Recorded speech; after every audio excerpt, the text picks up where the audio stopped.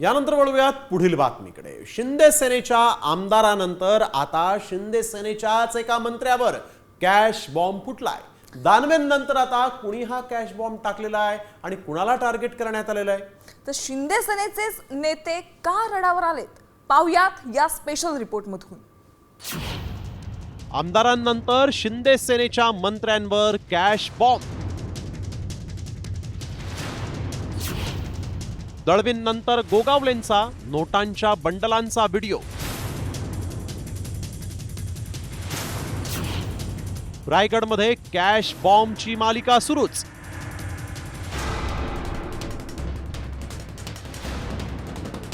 अंबादास दानवेंनी आमदार महेंद्र दळवींवर टाकलेल्या cash bomb नंतर आता रायगडमध्ये दुसरा कॅश बॉम्ब फुटलाय। शिंदे सेनेच्या आमदारानंतर आता शिंदे सेनेच्या मंत्र्यावरच कॅश बॉम्बचे आरोप झालेत। रायगडमधील शेकापच्या नेत्या चित्रलेखा पाटील यांनी रोहियो मंत्री भरत गोगावले यांचा नोटांचे बंडल असलेला व्हिडिओ समोर आणला। या व्हिडिओची चौकशी करून कारवाई करण्याची मागणीही त्यांनी केली।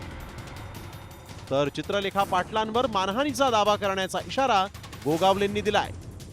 हे बघा भरतशेठ गोगावले, कॅश बॉम्ब नंबर 2। हे चीटर आमदार आहेत, हे जनतेची कशी फसवणूक करतात हे टोटल कंटिन्यू सुनील तटकरे साहेब, अनिकेत तटकरे साहेब आपल्याला सांगतातच आहेत। काहीतरी बघतं दिसतं म्हणूनच तर ते आपल्याला सांगतात ना। कॉन्ट्रॅक्टरना विचारलं की का काम केलं नाही, का अर्धवट ठेवलं, तर ते बोलतात आमदाराच्या कमिशननी आम्ही दबलेलो आहोत, नुसते हप्ते आणि कमिशन या ठिकाणी आम्हाला मानले जातात। तिने काय खात्री केली, कुठून मिळवलं, काय केलं ते अजून मलाही काय माहिती नाही। माझ्याकडे जर एवढे पैसे असते तर मी एक मुंबईला घर घेतलं असतं।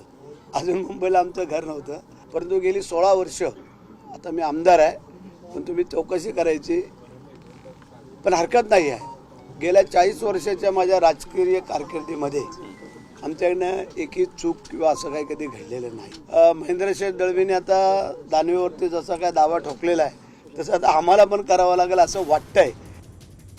तर दुसरीकडे दळवी आणि तटकरेंचा संघर्ष सुरूच आहे।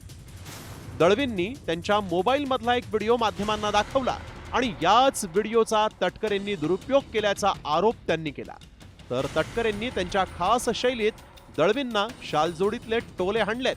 आदरणीय तटकरे साहेबांच्या विजयामध्ये खूप मोलाचं योगदान दिलं। आमदार नेत्याने मी आपल्या सर्वांचं मनपूर्वक आभार व्यक्त करतो। अशाच पद्धतीने पुढे देखील आपण काम करावं अशी अपेक्षा व्यक्त करतो। जय हिंद, जय महाराष्ट्र। बघा हा फोटो आहे, हाच तो व्हिडिओ आहे, हाच फोटो आहे तो, तुम्ही चेक करू शकता।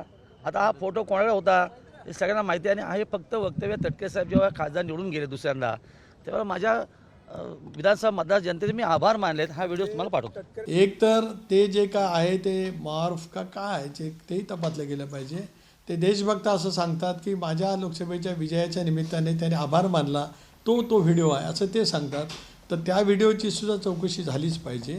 काय तपास यंत्रणा, ज्या सगळ्या तपास यंत्रणा या देशभरातल्या आहेत, अगदी NIA सहित सगळ्यांना याच्यामध्ये घेतलं पाहिजे ना।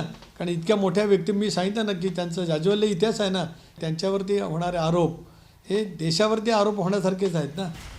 अंबादास दानवेंनी शिंदे सेनेचे आमदार महेंद्र दळवींचा कॅश बॉम्ब फोडला होता, मात्र त्यांनी तटकरेंवर आरोप केले। तर गोगावलेंचा कॅश बॉम्ब शेकापच्या नेत्या चित्रलेखा पाटलांनीच समोर आणला। त्यामुळे रायगडमध्ये आता शिंदे सेनेची कोंडी करण्यासाठी राष्ट्रवादी सोबत शेकापही मैदानात उतरली आहे। त्यामुळे पुढच्या काळात हा संघर्ष आणखीन तीव्र होण्याची चिन्ह दिसतायत। सचिन कदमसह सूरज मसूरकर, साम टीव्ही न्यूज, रायगड।